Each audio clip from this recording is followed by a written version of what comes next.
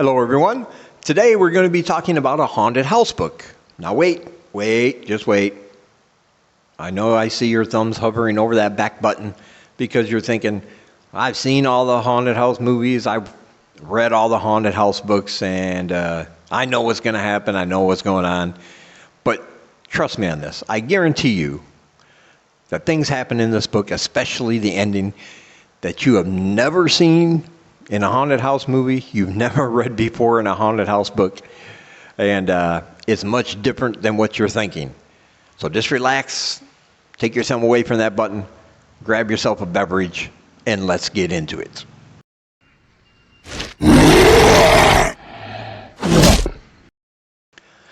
So the book we're going to be talking about today is called Man, Fuck This House. Let's talk about this title. First of all, I don't know how many F-bombs YouTube's algorithm is going to allow me to drop in a video before the algorithm gods rain down hellfire on me. So from now on, I'll probably just say, man, F this house or something. All right. But the title itself tells me one thing about the author, okay? He's not looking for publicity. He's not looking for political correctness. He's not looking just to please the masses. He's going to... anybody who titles a book like that is going to give you a story that he wants to write and is not so much concerned whether it's available and acceptable by the masses, but it's what he wants to write, and he's just going to go ahead and do what he wants to do. And that's a very, very good thing in this book. And I promised you in the introduction, I'm telling you this book, the ending, I can't spoil it, I can't give it away, but this house does something and that will blow you away. You've never seen it before in a movie, never read about it before in a book, and I thought it really added that great rush at the end. It really added to that feeling, that great rush you get throughout the book, culminated in this ending. But basically, it concerns a family of four. You got the dad, a nice guy, a working man, typical dad, maybe a bit oblivious, but still, he's a good, nice dad. And he gets a job with more money in another town, so they move to a house.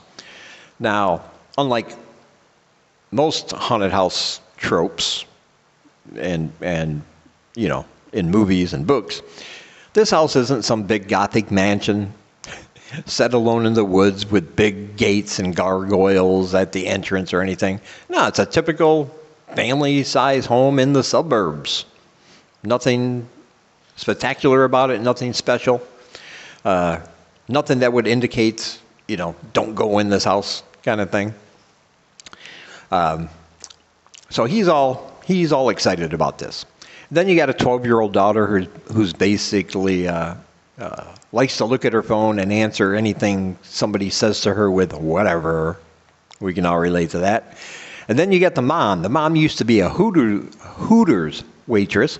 She didn't want to be in that line of work anymore, and she met the dad in Hooters one night, and they fell in love and decided to get married and have kids. But she's conflicted because she didn't want that life in Hooters, but she's kind of in limbo. She wanted more for her life. She wanted more excitement. She wanted to travel more.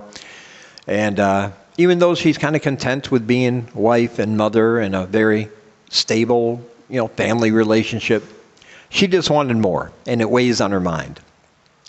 And then you have Damien. Let me tell you about Damien. Damien's 10 years old, but he's super highly intelligent, and he knows it. He has a God complex about his intelligence because he knows, and he's correct, that he is more intelligent and he is smarter than everybody else around him, including his family and including the teachers at the school he attends in this new town. And he waves it over them like a lord because he is intelligent. However, as intelligent as he is, his parents don't know he's intelligent because of something he overheard when he was young. He decided to play this years-long mental game with them. And so he comes off as really creepy and evil, doing these things, standing in corners, talking to himself. Everything he says when he does say something to his family is monotone and appears to be ominous and evil. And him and his mother have a contentious relationship because of something that happened before he was born, and I'm not going to give that away either. But he's convincing her, basically, that what she said was right, because he's using his intelligence to play mind games with her and mess her up in the head. Damien is not a likable character. Now, even though you don't want to see a 10-year-old boy die, obviously, but he is one of those characters that if he were older and he was in a horror movie, he'd be that character that's just so annoying from the beginning, the whole audience is saying, I hope he's the one that gets it first. That's the way I felt about this 10-year-old kid throughout much of the book. That changes, but again, I'm not going to tell you why or how, but let's just say that's the kind of relationship they have. So they move into this house, and almost immediately things start happening to the mother, specifically. Things, of course, that she can't tell her neighbor, she can't really speak to the police about, because who would believe that she saw such things or experienced these things? She decides to tell her family, or at least she decides to tell her husband, and the kids are overhearing, and that's when they all kind of agree, her husband and her two kids, that mom's lost the plot. She's losing her marbles there. And so her dad's trying to get the mom to go to a psychiatrist, and she's beginning to doubt her own sanity, even though things still continue to happen in the house. So it makes for a very conflicted point of view, because nobody else experiences what she experiences. Now, like I said, and the ending of this book, something I guarantee you've never seen it or read it before in a haunted house book, and it really solidifies everything you read up to that point. Because when I say it's a haunted house book, but it's not about a house, just the structure that happens to be inhabited by ghosts, demons, ghouls, or anything like that. I mean, the house is haunted. It is a haunted house. It's the house itself, if that makes sense. I know it sounds vague, but read this book and you'll understand completely what I'm saying. And one of the reasons I love it so much is that first, it's a novella. It's not a full novel. I believe the print page count is 167 pages, I want to say, somewhere in there. So if you're an average reader like me, I read it in one afternoon, about 3.5, 4 hours. If you're a little bit of a slower reader, you can still finish it in a couple days. So it's not going to take up a lot of your time, but you will enjoy the time you spend with it. And what I really love is the pacing. Some books are like a regular train. You know, it starts out rolling along slowly, slowly, slowly. Then it builds up speed until it gets to a certain point, and then it's on to the destination. And I like books like that. Other books are like a roller coaster. They take you on these highs, and then they draw the reader back, letting you relax a little bit before slamming you with something else again. And I like books like that. It depends on the author, the world they're building, and everything else.